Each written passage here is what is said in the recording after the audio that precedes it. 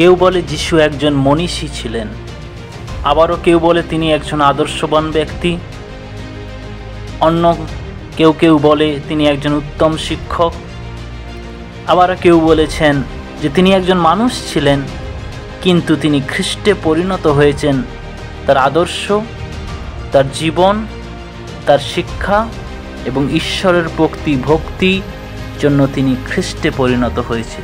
নমস্কার বন্ধুরা, আমি সকলকে আমার এই চ্যানেলে স্বাগত জানাই।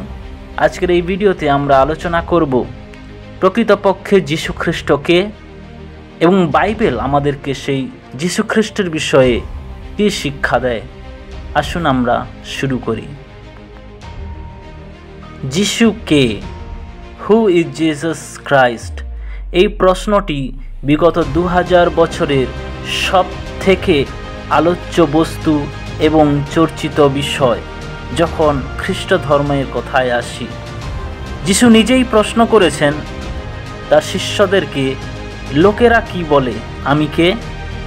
তিনি তার শিষ্যদেরকেও প্রশ্ন করেছেন, তোমরা কি বলো আমি কে? মথি তার 16 অধ্যায়ে 13 এবং 16 পদে উল্লেখিত রয়েছে। যিশু গ্রিক ভাষায় ইসুস এবং ইব্রিয় ভাষায় ইয়েশোয়া। যিশু নামের অর্থ হল পরিত্রাতা বা মুক্তিদাতা। এই নামটি কোনো মানুষের দেওয়া নাম নয়, স্বয়ং ঈশ্বর এই নামটি স্বর্গদূত দ্বারা দিয়েছিলেন, কারণ তিনি নিজ প্রজাদের পাপ থেকে পরিত্রাণ করবেন। মথি 1 অধ্যায় 21 পদ। যিশুকে বুঝতে হলে আমাদেরকে বাইবেলে উল্লেখিত যিশুর উপাধিগুলি নিয়ে আলোচনা করতে হবে। সেগুলি আমাদেরকে অনেক পরিষ্কার ধারণা দেয় প্রকৃতভাবে যিশু কে। উপাধিগুলো এই কারণে গুরুত্বপূর্ণ কারণ তা ব্যক্তির কর্ম তার প্রতিভার দৃষ্টি আকর্ষণ করে। উদাহরণস্বরূপ দেখতে পারি, গান্ধীজিকে বলা হয় মহাত্মা এবং রাষ্ট্রপিতাও বলা হয়ে থাকে। আবার রবীন্দ্রনাথ ঠাকুরকে বলা হয় কবিগুরু, বিবেকানন্দকে বলা হয় স্বামী। অর্থাৎ তাদেরকে এই উপাধিগুলো দেওয়া হয়েছে তাদের সেই অবদান এবং কৃতিত্বের জন্য। প্রত্যেকটি উপাধির অর্থ ও গুরুত্ব রয়েছে। যিশুর উপাধিগুলোর মধ্যে প্রথমে আমরা আলোচনা করব খ্রিস্ট বা মসীহ।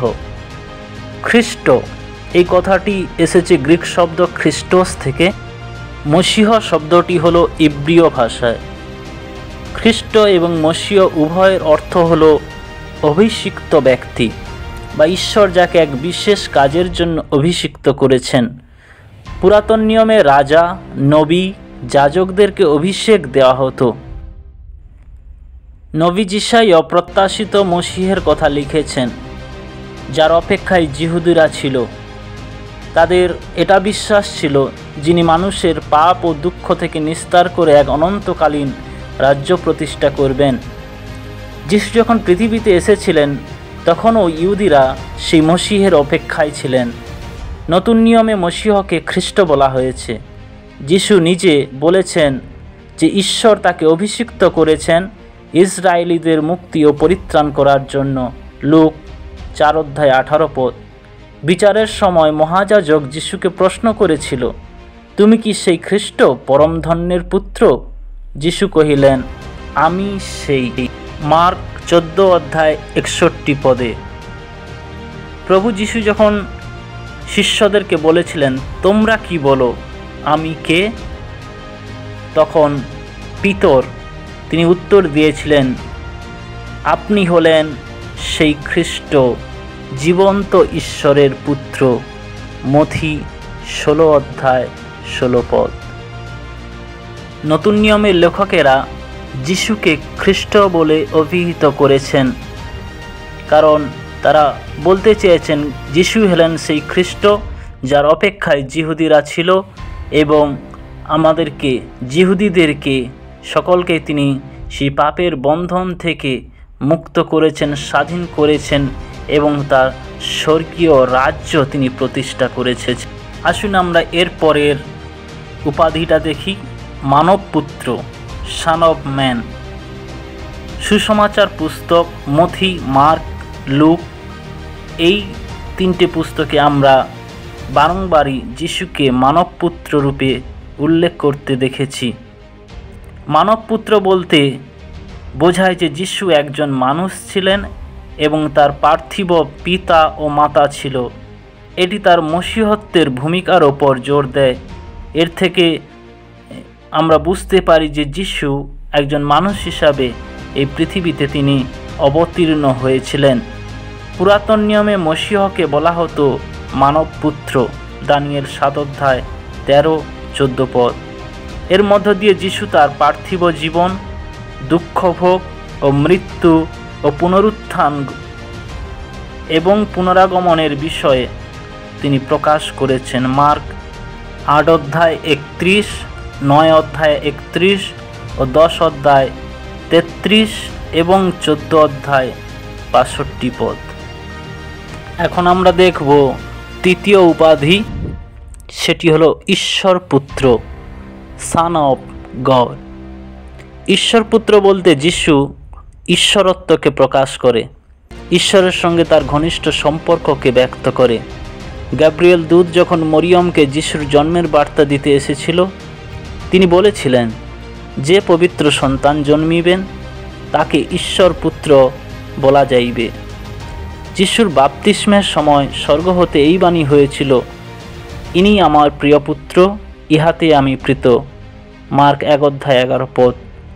যখন যিশু শিষ্যদের জিজ্ঞাসা করলেন, তোমরা কি বলো, আমি কে? পিতর বলেছিল, আপনি সেই খ্রিস্ট, জীবন্ত ঈশ্বরের পুত্র। মতি 16 অধ্যায় 16 পদ। যিশু ক্রুশে প্রাণ ত্যাগ করার পর যখন ভূমিকম্প হলো, সেখানে দাঁড়িয়ে থাকা রোমান সেনা বলেছিল, সত্যই ইনি ঈশ্বরের পুত্র ছিলেন। এই উপাধি দেওয়া হয়েছে যিশু যে ঈশ্বরের সমান তা দেখানোর জন্য। যিশুর বাপ্তিস্মের সময় পিতা ঈশ্বর যেমন যিশুকে পুত্র বলে প্রকাশ করেছেন, ঠিক তেমনি যিশুও পিতা ঈশ্বরকে পিতা বলে তিনি সম্বোধন করেছেন।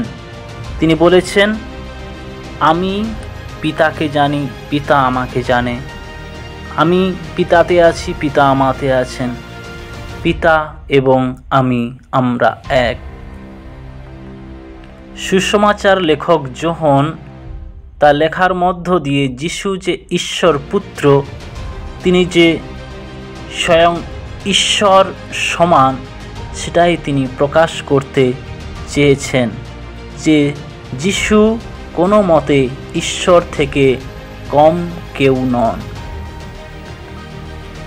পরের উপাধিটি হল প্রভু, লর্ড।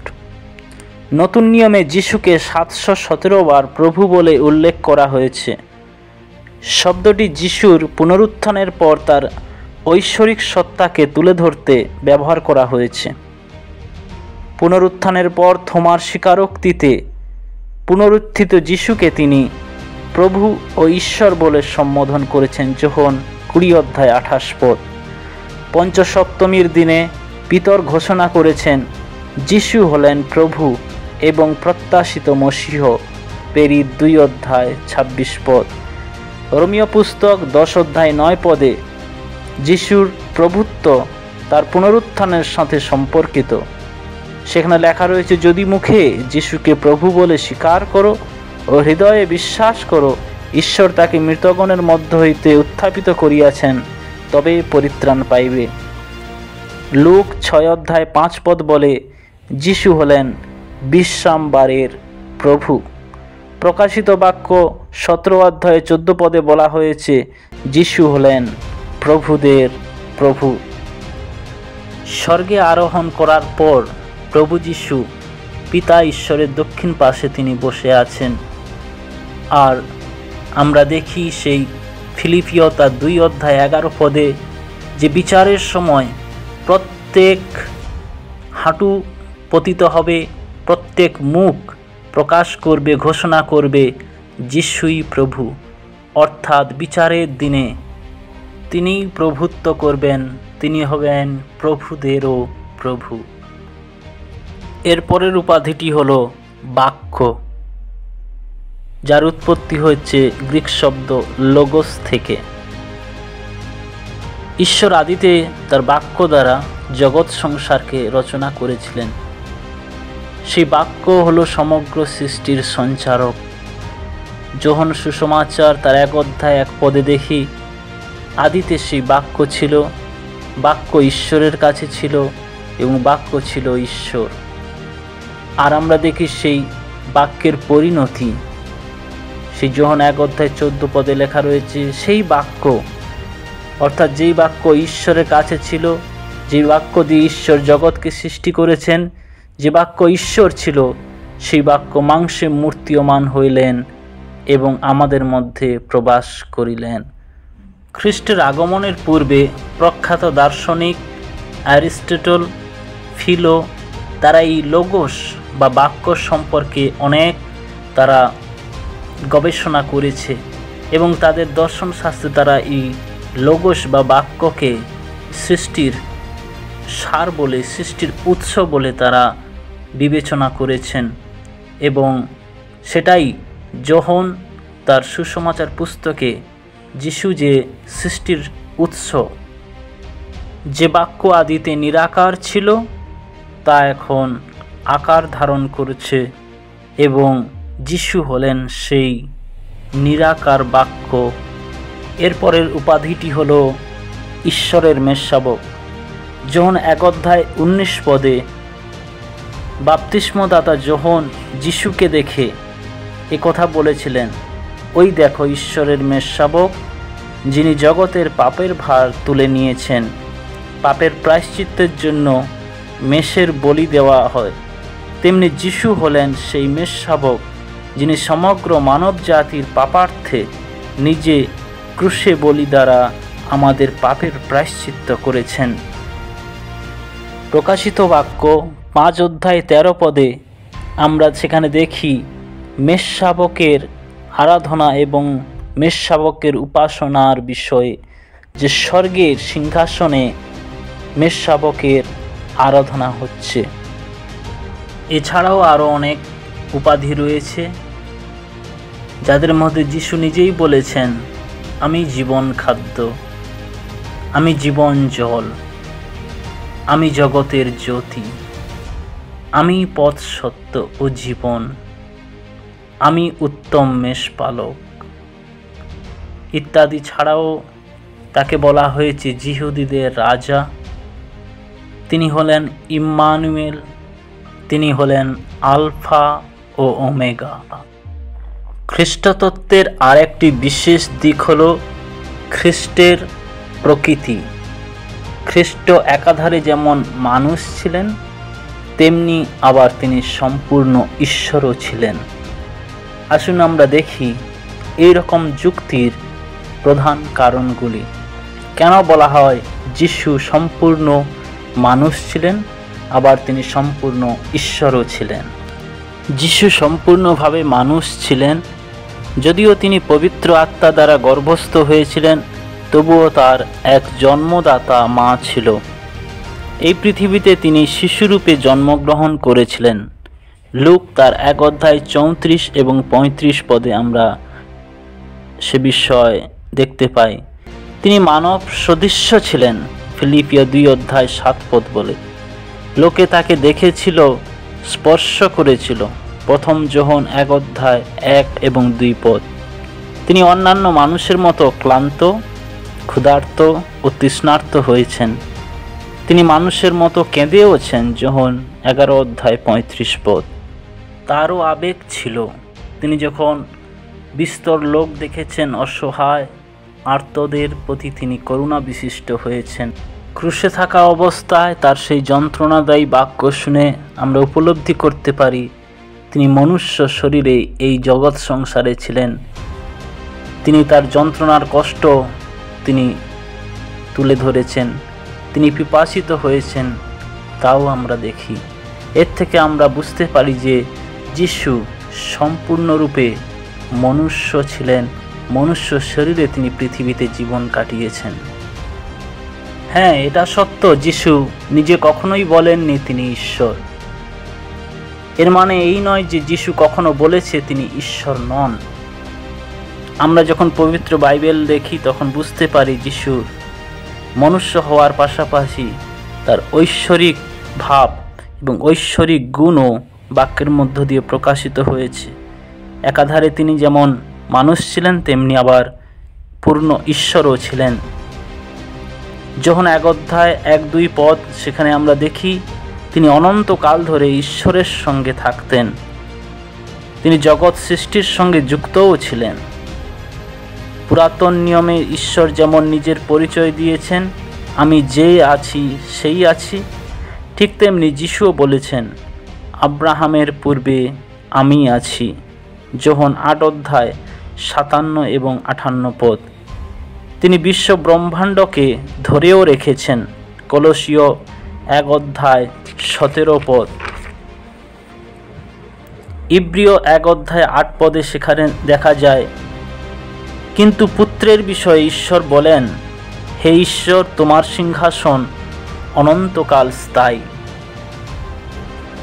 কলসীয় তার 1 অধ্যায় 15 পদ বলে, খ্রিস্ট ছিলেন অদৃশ্য ঈশ্বরের প্রতিমূর্তি। ফিলিপিও তার 2 অধ্যায় 6 পদে আমরা দেখি তিনি ছিলেন স্বয়ং ঈশ্বরের প্রতিমূর্তি। যোহন 1 অধ্যায় 14 পদ বলে, যিশু হলেন ঈশ্বরের অবতার। ঈশ্বর মনুষ্যরূপে এই পৃথিবীতে অবতীর্ণ হয়েছেন। যিশু পাপহীন ও পাপ ক্ষমাকারী ছিলেন। প্রথম যোহন 3 অধ্যায় 5 পদ বলে, তাহার কোনো পাপ ছিল না, তিনি কখনো কোনো পাপ করে নাই। প্রথম পিতর 2 অধ্যায় 22 পদ। সুসমাচারে দেখতে পাই যিশু অনেকবার অনেকের পাপ ক্ষমা করে তাদের সুস্থও করেছেন। তাই যিশুর পাপ ক্ষমার অধিকার রয়েছে। মার্ক 2 অধ্যায় 5 থেকে 7 এবং 10 পদ। পুনরুত্থানের পর যিশু যখন শিষ্যদের দর্শন দিয়েছিলেন, থোমার স্বীকারোক্তি থেকে আমরা বুঝতে পারি যে শিষ্যরা যিশুকে ঈশ্বর রূপে দেখেছিলেন। থোমা যিশুকে দেখে তিনি বলেছিলেন, প্রভু আমার, ঈশ্বর আমার। যোহন 20 অধ্যায় 28 পদ। যিশু পৃথিবীতে নিজের ঐশ্বরত্ব প্রকাশ করতে আসেনি, তিনি এসেছিলেন পিতার আজ্ঞা পালন করতে এবং মনুষ্য জাতির মুক্তির জন্য নিজের প্রাণ উৎসর্গ করতে। তাই খ্রিস্ট সম্পর্কে আমরা জ্ঞান পবিত্র বাইবেল থেকে পরিষ্কার জানতে পারি।